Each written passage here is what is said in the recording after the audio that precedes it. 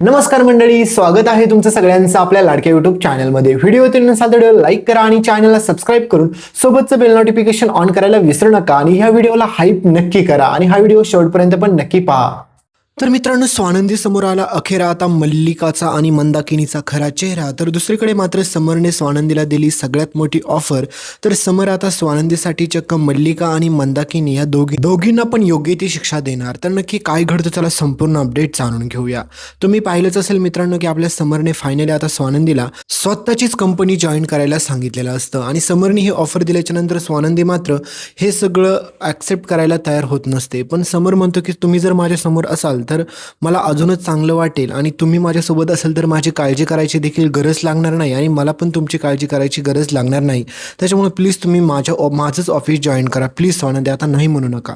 ही सगळी बातमी ज्यावेळेस मात्र मल्लिकाला समजली त्यावेळेस तुम्ही पाहिलं असेल की मल्लिकाने कसं रिॲक्ट केलं, कारण की मल्लिकाला माहीत असतं की जर स्वानंदी ऑफिसमध्ये गेली तर आपला खेळच संपला म्हणून। त्याच्यामुळे स्वानंदीला ऑफिसमध्ये जाऊ द्यायचं नाही। त्यासाठी ही मल्लिका खूप साऱ्या काड्या करते आणि काही जरी झालं तरी स्वानंदीला त्या ऑफिसपर्यंत पोहोचून देण्यासाठी थांबवत असते।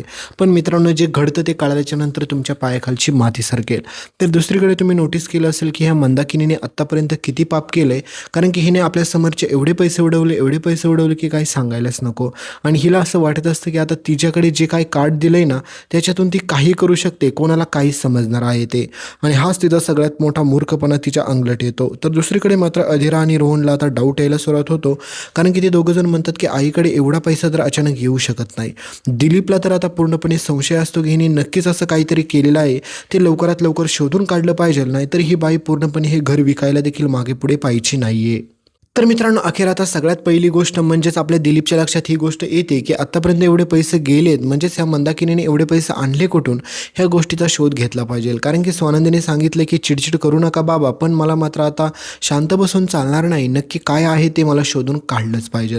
तर दुसरीकडे मात्र सगळ्यात महत्त्वाची गोष्ट म्हणजे आनंदला ज्यावेळेस मात्र हे समजतं की समरकडून की बँकेतून खूप सारे ट्रान्झॅक्शन झालेत आणि खूप सारे पैसे देखील बिलिंगचे कट झालेत, मग माझं क्रेडिट कार्ड नेमकं कोण यूज करते, आता हा सगळ्यात मोठा प्रश्न असतो। तर आनंद म्हणतो की स्वानंदी वहिनी यूज करत असेल, पण त्यावेळेस मात्र समर म्हणतो की स्वानंदी अजिबात माझे पैसे यूजच करत नाही आणि त्या कधी माझं कार्ड पण घेऊन जात नाही, मग नेमकं हे कार्ड वापरतंय तरी कोण। आता हे सगळं कळाल्याच्या नंतर मात्र समर शांत बसत नाही। समर ह्या सगळ्याची चौकशी करतो। तर पुढे स्वानंदीला सगळ्यात महत्त्वाची गोष्ट समजते, तिला आठवतं की बाबांनी सांगितलं होतं की आई खूप सारे खरेदी करते, मग हे पैसे येतात कुठून, तर हे नक्की राजवाड्यांचे तर पैसे नाहीत ना।